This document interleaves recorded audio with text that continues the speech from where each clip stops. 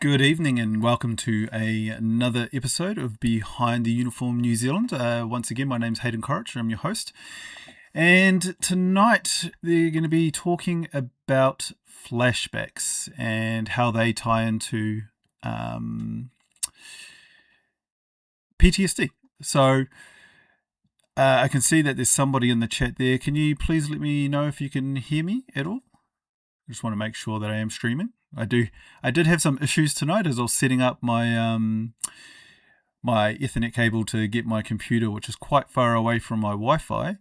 I've somehow managed to damage my cable, and so it's not working at the full capacity that it needs to go at to do the streaming properly. So I've had to change a few of my settings. So I hope it's not too bad. Awesome, thank you. Some people are saying that they can hear me in there, so I appreciate that.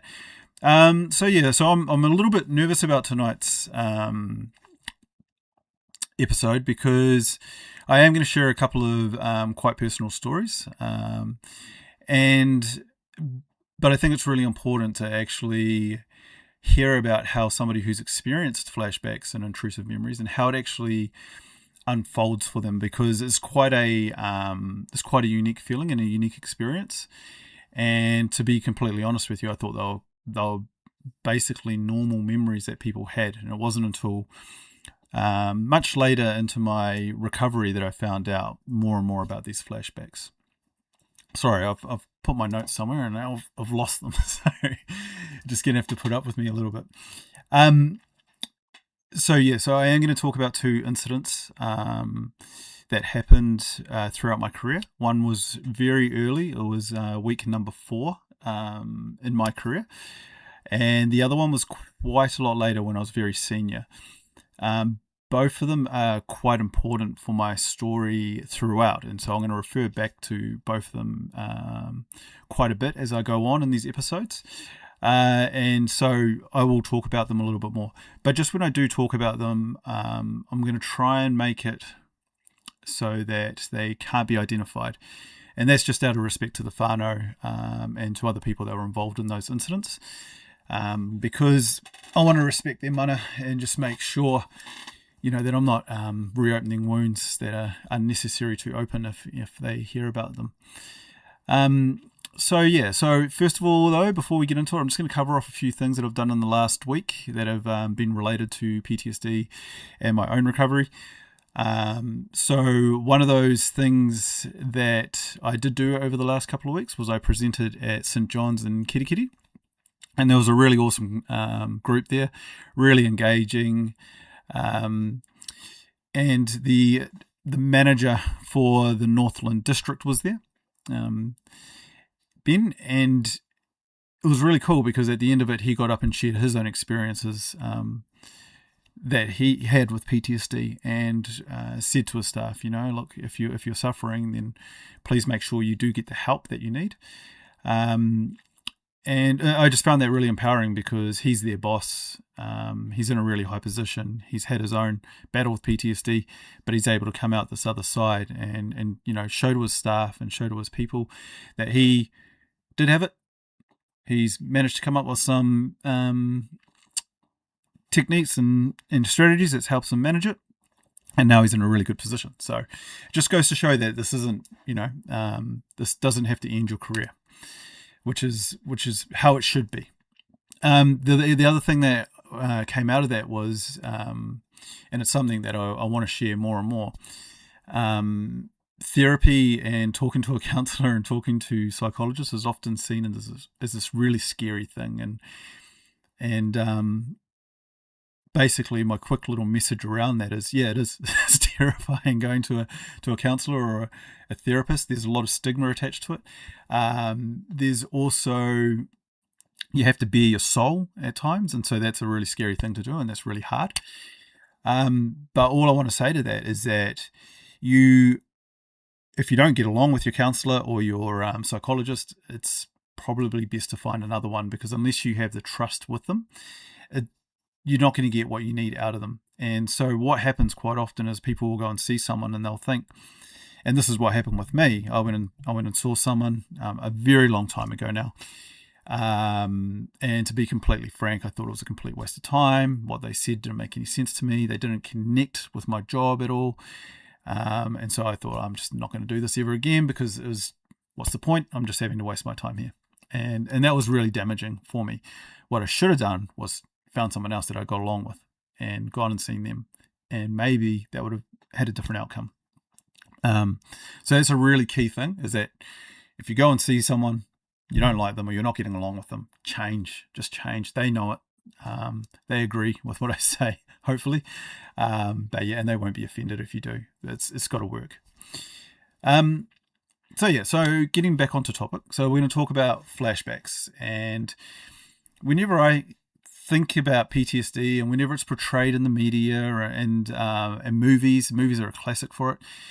They always show, well, not always, but quite often, it's that soldier who's been fighting in war and he hears a car backfire in the background, and it suddenly goes inside his brain and it shows him, and he's getting shot at, or there's all these crazy things happening, and you can tell his heart rate gets increased, or her heart rate increases, and they're shaking, and they kind of forget where they are.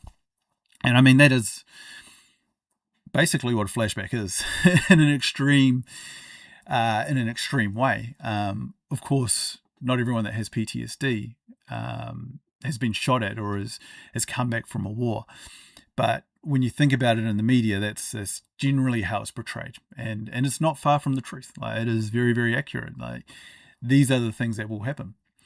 So what and how I explain flashbacks is it's like you're having a memory, but you've actually been drawn back to the space and time that memory occurred. And what I mean by that is that it's not quite as simple as going, I remember when blah, blah, blah happened, or I remember this, or I remember, and you've got these memories in your head. It's deeper than that. Like, you feel your heart rate increases with what's going on in relation to that memory. Your senses kick in, so you start to get smells that may be associated with that memory.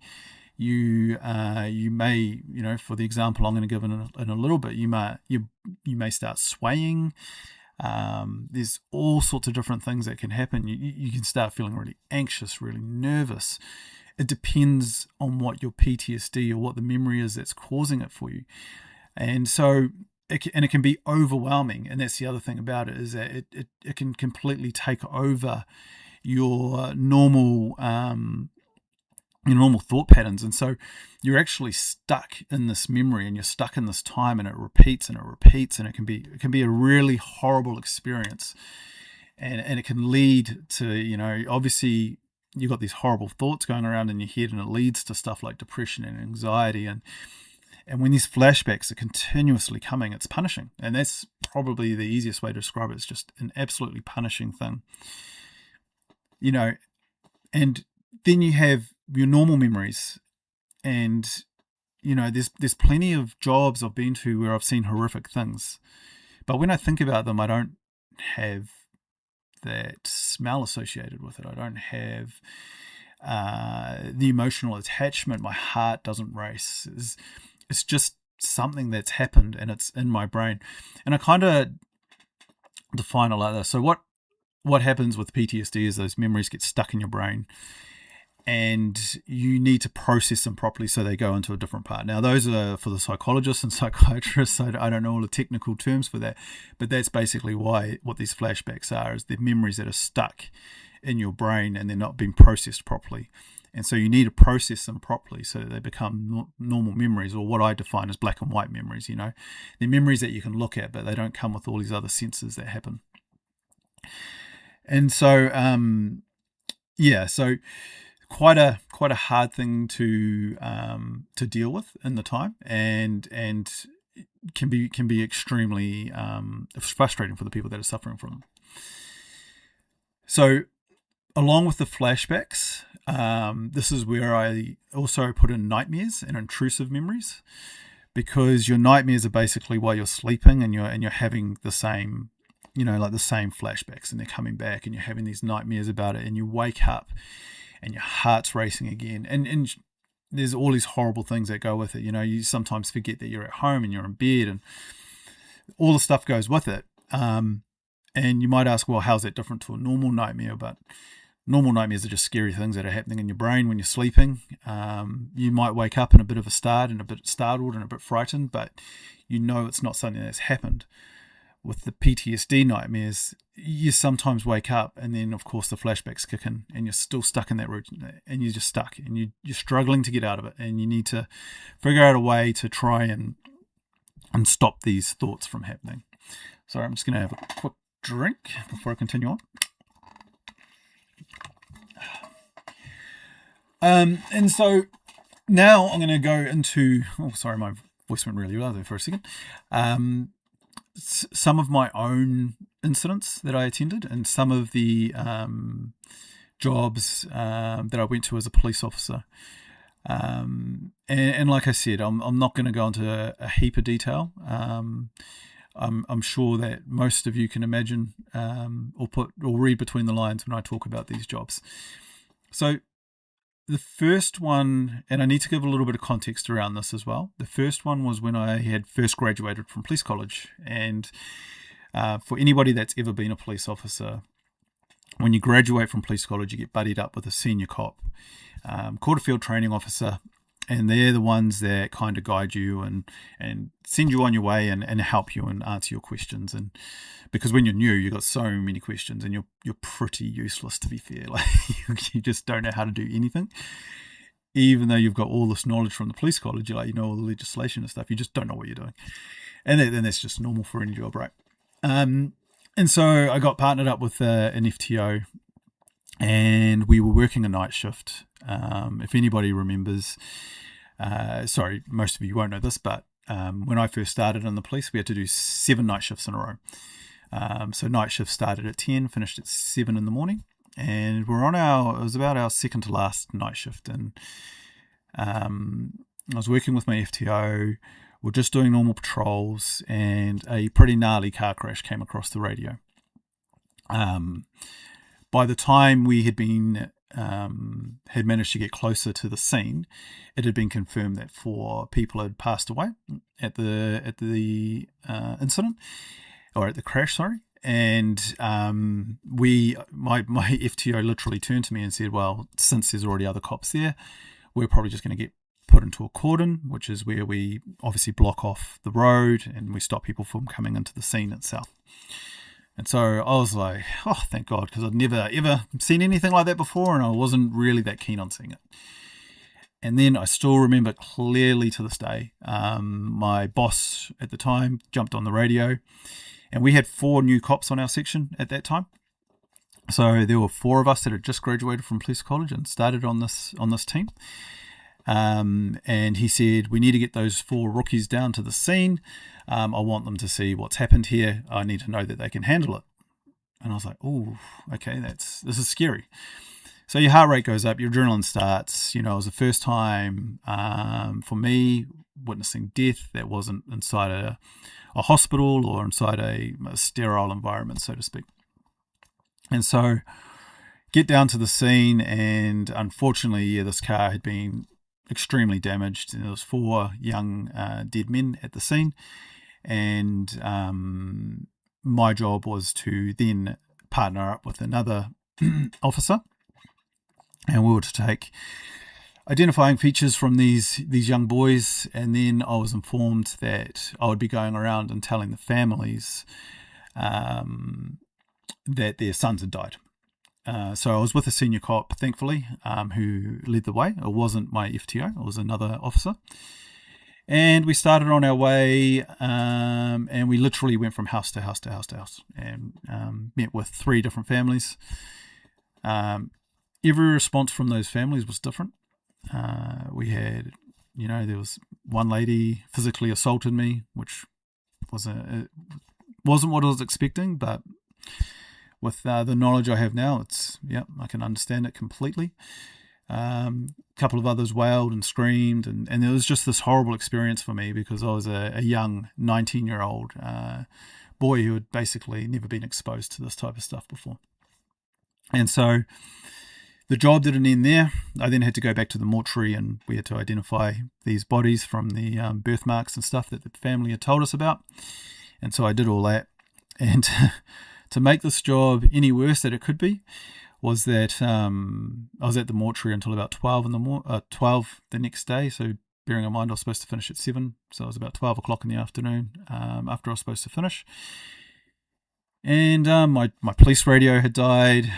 We didn't have cell phones back then. Well, I had my personal, but I didn't know any of my colleagues' cell phone numbers. And basically I was like, I don't even know how I'm getting back home or back to my station or anything like that. And luckily there was a nurse there who was finishing shift, and they offered to take me back to my house in Green Lane at the time. But yeah, I'd basically been forgotten by my boss, and yeah, that was me.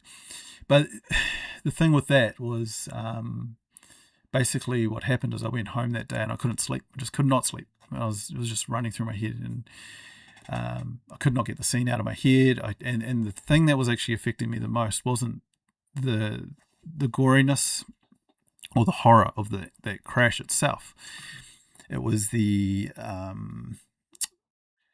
emotional impact of telling this family, and what kept running through my brain was the looks on the mothers' faces and stuff like that. And it was really, really horrible, and I didn't know how to deal with it. Again, young 19-year-old boy, first time dealing with a job like this, didn't get it debriefed straight afterwards, had no idea what to expect, didn't sleep that day, went back into work that night, and my FTO said, you're going to need to go and see a counsellor over that one.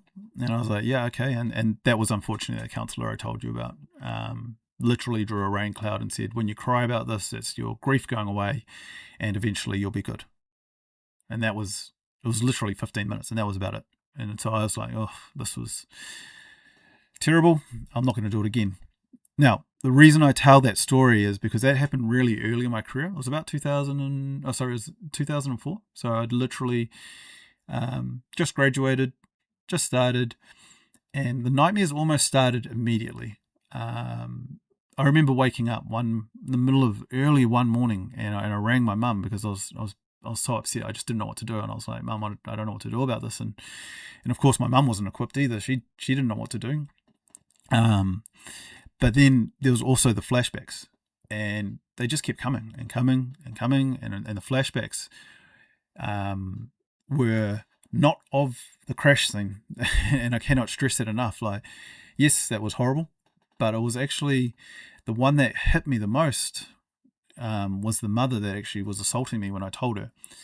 And I'd get into these memories, and they'd be going over in my head, and I could imagine her, but I could feel her hitting me, and I could feel my heart rate increasing, and I'd get depressed about it, and I'd get sad, and I could feel this on my chest, and it was just kept, this, and I was like, man, okay, well, not knowing anything at the time, and I was just like, well, this must just be a normal thing that I now have to live with, like I've signed up to see horrible things, and this is part and parcel of it. I'll just keep going with it. But every time I drove past that road, it would happen. And every time I would go into a certain suburb in Auckland, bang, it would go. And there were plenty of other times as well. There were lots of triggers for that because the boys were young. They weren't much younger than me at the time. One was, I think the oldest was 18 and I was 19. So it was just this crazy thing. And every time I saw that similar type of car, and all these things would keep triggering it. But for me, the the hardest thing was that you just get stuck, and you just feeling. And I think that was the difference for me. Was like, okay, well, I can feel this hitting. It's and you actually felt like the physical hit on your chest. You could remember the screams. You could hear them in your ears. And it was so vivid. It was like you were back at that scene or that house, and you're reliving that in the real time. And so it's a really scary thought, I guess, and it's really hard to deal with. Now, so bearing in mind that incident followed me now for the next 21 years. So it continued to haunt me. It continued to play on my mind, and it continued to have an effect throughout my career. The The second one I want to talk about, and I'm just going to go into this because I'm going to talk about this one multiple times as we go on, was a incident that happened with a diver in the Bay of Islands. For those that don't know, I was a very avid diver. I used to dive all the time, and I'd try and get out at least once a week if I could. And the main reason for my diving was to hunt crayfish. But as I've gone through this PTSD journey, I've also learned that it was quite a good coping strategy for me. And it helped me while I was diving to deal with some of the PTSD symptoms that I was having before I knew I had PTSD. And because for anyone that's ever been diving, it's this amazing experience. You basically fall off the back of the boat and you're in this whole new world. You have to really focus on what you're doing so that you can actually live. You got to breathe underwater and you got to do all these cool things. And I used to hunt crayfish and I'd get really involved in the hunt. And it was awesome. It was like you're in a completely different world. All your thoughts would go away.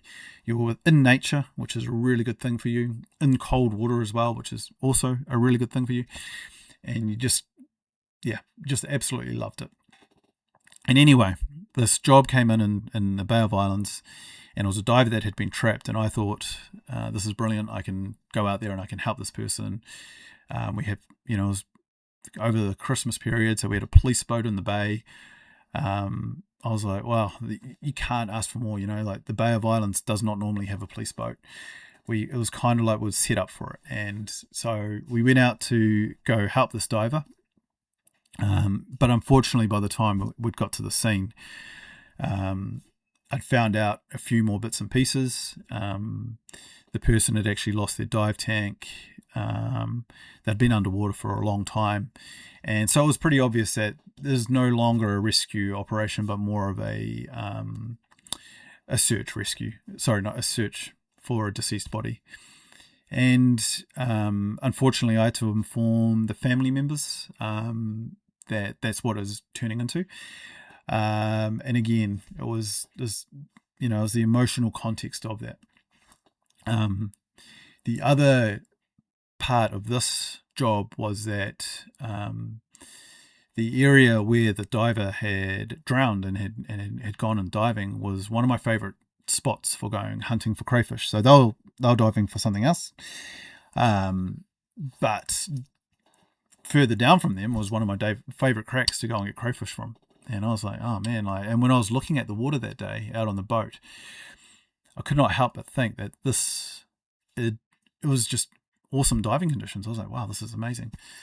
Like how did someone get stuck and trapped in this like almost perfect conditions? And you'll hear the term that divers use or boaties use, and it was glassy, it was flat. But what happened was that every half an hour or so, this massive set of waves would come through, and the water would literally drop 2 to 3 meters on these rocks, and it would create this massive sucking into this caving network that they have. And so I could see how someone could get into trouble quite easily during those times. So this incident, we got called out quite early in the morning. It was 8 o'clock in the morning when we got called out.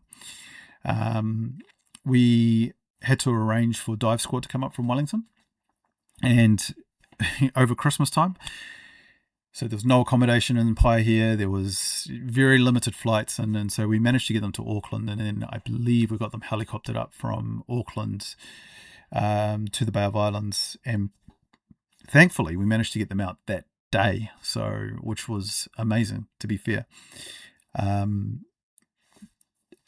the way, a champion spear fisherman who knew the who knew the area very well, had managed to go diving in the area against my wishes, but there was not much I could do. And had located the body in a cave that he knew of, and was able to tie a guide rope to it and get that back to the surface, which then allowed the dive squad a really quick recovery. And later on, they'd told me that it would have been quite a lengthy operation if that had not have happened. So very thankful that did happen. And you're probably wondering what this has all got to do. It does sound like, even when I'm talking about it now, for me, it sounds like unfortunately in policing, like a stock standard type of job. But this is the realities that we deal with.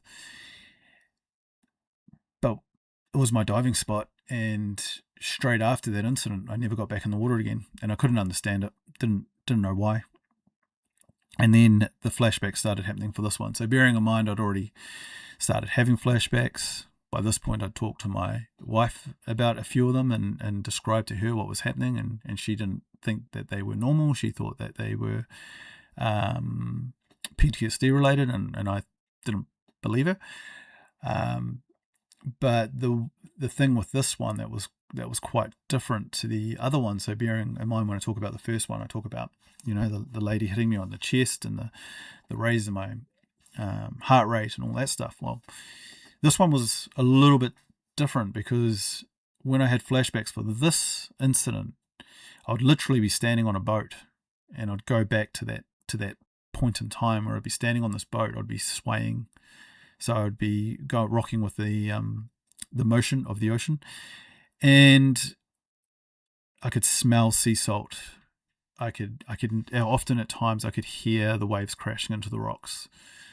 I could see the anguish in the family, and it was this really horrible. And so for me, being an avid diver, this was a really horrible thing for me to have going over and over and over, and they just would not stop. And I clearly remember one day I was driving to Auckland, which it's not the best time to have one, but that's what happened. Was some water splashed on the car as I was driving along, and that was a trigger because of the splashing of the water when I was at the scene.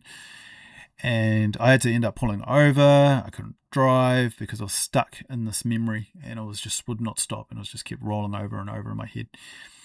And it's really quite scary, and it's a difficult thing to explain to people without, like, for me, my paranoia about talking to people about it was that I thought that they might think that I was a bit crazy. And then when I talked to my wife about it, and she was 100% correct, I just didn't believe it, because PTSD for me had been portrayed as this thing that only soldiers get. And I hadn't really been exposed to too much about it within my policing context. I didn't think it was something that we could have as police officers. So the other thing that would happen with that one was that I would get questioned by my family, and this is no disrespect to my family at all. This is nothing on them, because they didn't know, and I didn't understand at the time either. But they'd ask me really innocent questions like, "Hey, when are you going to go get me some more crayfish? Why haven't you got me more crayfish? When are you going to go diving again? How come you haven't got me some? How come you haven't got me crayfish again?" And it was all innocent. But every time I got asked it would trigger this memory. It would start rolling around in my brain again, and it just wouldn't stop. I could smell the ocean again. I'd be rocking in the sea. I even had it. So when I talk about more war game, and I'm going to talk about that a lot in the future as well. I had it at a table one day when one of my friends was just asking me innocently about diving, and it just set me off. And then I was just stuck in this memory, and I didn't know how to make them stop. And it is really, really difficult when you're in a public place and you're having these things and these flashbacks, and you don't know how to make them stop, and they just keep going and going and going. And I'd get quite teary towards the end with this one, because of the connection that I felt, not only to the family, but also because of the grief that I had for myself for, I guess, losing or getting this, they call it avoidance, to diving. And it was this thing that I really grieved, because it kind of was something that was kind of keeping me together towards the end of my career there, and it was taken, and I didn't know how to explain it. I didn't understand it. I didn't know why. But yeah, these flashbacks would keep coming, and these triggers were just so frequent, and it was so often, and so many of them were innocent. And I didn't know what was going on, so I didn't know how to ask people to stop asking me about diving. I love talking about it still as well, but every time I talk about it, I get re-triggered, and go on and on and on. So I just thought I'd share those two brief. Talked about them for a little while. Real life scenarios about how, and sorry, there are other ones as well, unfortunately for me, but these two are ones that I would say were defining for my own PTSD. They're ones that have really stuck with me, and they're ones that I'm going to refer back to. So I've just gone into a little bit more extra detail tonight than I'm probably going to go in the future, but I will touch on these again, and they will relate to different things and how that will unfold. But I hope that can kind of give you guys an understanding of what it might look like and how flashbacks may present either in yourself or someone else that you may talk to. So yeah, that's kind of what I wanted to get out of tonight. And intrusive memories. Sorry, I should just clarify that because you might see it out there.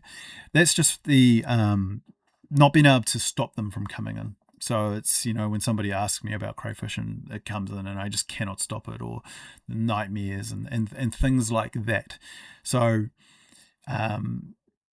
those are flashbacks and intrusive memories. Now, I have stopped having flashbacks, or I haven't stopped having them full stop. I've still got some stuff that I have flashbacks for. However, the diving incident, I cannot recall the last time I had a flashback to it, unless it's been a very, very specific trigger now. And so they've gone from being almost daily to not really happening at all anymore. So there are some specific times that it still does, but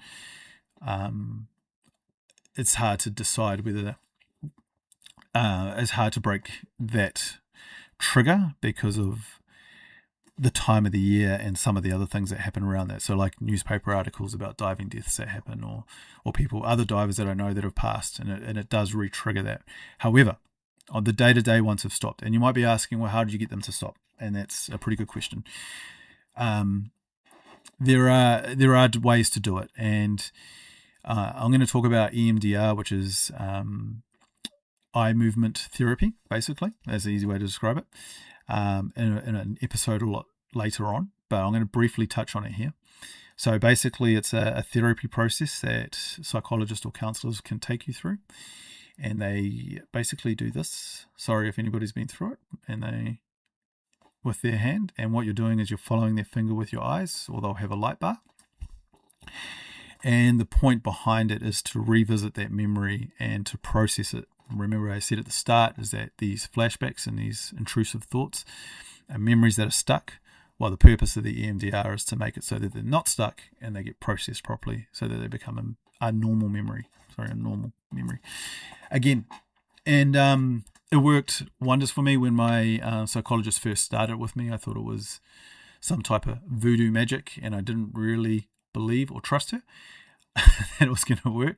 But I thought, damn, I'm going to give this a go because I am sick of these things happening. And just let it work. It's one of those things where you've got to kind of trust the process a little bit, and you've got to give into it as much as you want to take out of it. So if you want to start feeling better, then you've got to give it a good crack. And it took a lot of sessions, and it hurt, and it was a bit soul destroying at times. And there were steps back, and there were steps sideways, and then eventually I was like, I'm not having any flashbacks to this anymore. And it was this amazing thing. And I can talk about the incident now. I can think about it. It doesn't emotionally make me a mess anymore. Of course, I still feel empathy towards that family and what they went through, and I can still respect the fact that this incident happened. But I can think about it now, and I can talk about it without the hurt that it used to make me just cry all the time, just every time I talked about it. And now I feel I can talk about it. It's the same with the car crash. So there's still, unfortunately, with that one, there's I've still have the occasional nightmare about it, but on a whole, the flashbacks for that have gone. And again, that took a lot of work with EMDR. There's another strategy as well that I used early on when the flashbacks were coming frequently, daily. And my psychologist taught me a really good, what she called a grounding technique. And what that was, and this might sound a little bit strange, but when you're in the midst of a flashback, it's looking around the room and looking at objects. So, for example, I might look behind me on the screen there, and then you can see the little teddy. Oh, that's so hard to point things out. That teddy there that my grandmother made for me. And so I might look at that and go, black teddy. I might look at the sheet that's covering my wife's clothes and go, green sheet. I might look at this little thing that's on my computer and say, weird little orange headed thing. And basically what I'm doing is I'm looking at different things in a room, naming them and their color. And what that's trying to do is it's trying to bring you back into the present so that it gets you out of that memory or the flashback that's happening. Now, really, really difficult. I found it really hard to do, but I also did find that it worked. As long as I controlled my breathing and actually looked at things and made a concentrated effort to do it, I could do it. What I found really hard was when I was in a public place and these things were happening. Often I'd just have to go away or leave or do something else or medicate. And that's reality, is that when you're in crisis, you do what you do to get through those days. And there is medication that you can use to help yourself with these. However, if you want to get rid of them properly, then you need to do therapy and other things to help you get through. And of course, I'm not a professional, but there are plenty of people out there that can help you with those. So for those that maybe missed it was called EMDR was the name of the therapy. And the grounding technique is a really simple process, which I found worked for me, which was just looking at items that are in close vicinity to you, naming them and naming the color of them. And it just helped bring me back to the present so that I wasn't necessarily in the throes of that memory.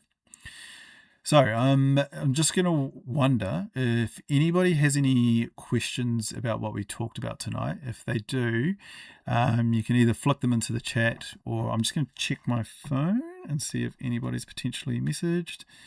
No. So if there are any questions, feel free to put them into the chat. If you don't want to put them into the chat, but you do want to ask me something, please feel free to reach out to me on Facebook or through email. And ask me anything you would like. I'd be more than happy to share. I have had a couple of people reach out, which has been awesome, and I hope they or have appreciated my advice that I've given back to them. So yes, I see a question in here about if I've been able to go crayfish diving again yet. So I haven't been crayfish diving again yet, unfortunately. It's not as much. I actually would love to. Don't know if everybody knows, but the Bay of Islands currently has a ban on getting crayfish because we managed our stock up here so well of crayfish that we had to get a ban put on place because the numbers got depleted so much. However, it was last year. Yep. I went for a dive at Deepwater Cove, which is a marine reserve up here in the Bay of Islands. And that was amazing. It was so good to get back in the water. I have set up a couple more dives. I've got this really unlucky ability that whenever I book dives in with the dive charter, they get cancelled because the weather turns to crap. So much so that it got to the point where the dive guy was like, can you maybe just do last minute bookings on the day, because every time you book we have to do a cancellation on the diving. So I have been diving again. I really enjoyed it. The first one was extremely difficult. I did have to have my psychologist on the boat with me. She did make a plan with the diving. Should this stay? No, this is a funny story. She made a plan that I was to jump off the side of the boat and he was to drag me down to the bottom of the ocean. And then hopefully that I would have been good enough once I got down there to realize what I was missing. And she was 100% correct. The anxiety was worse than the actual activity. And so what I meant by that was that I was avoiding diving for such a long time because I thought it was going to be this big scary thing, and I was terrified of doing it because it was going to create all these memories, that the thought of it was actually worse than doing it, and doing it was just this amazing thing, and I really, really enjoyed it. So I am hoping to go crayfish diving again. They just need to lift the ban on crayfish. Can I out through anything I want to ask? When I rewatch this, can I out through anything I want to ask? Be quickly. Sorry, I'm not sure what that last question there means, but you can always ask me if you got ideas for what I want for a live next time. You can always throw that up. My next sorry, I'm running out of words. My next episode is going to be around EMDR and other therapies that can be used to help with PTSD. So that's what I'm going to be doing next. And if you do have any suggestions or any questions that you would like me to answer, then please put them in. Also, if you have any feedback, I'd love to hear it. This is the first time me trying something like this and being solo as well. I do think it would actually be easier to have a second person to bounce off. So if you have any ideas, please flick them through. If you have anything that you think I could do better, let me know. And if not, please do like and subscribe. I guess I have to say that to my channel, and please share it. If you know of people that might be interested, please do. I'm really hoping to reach more out to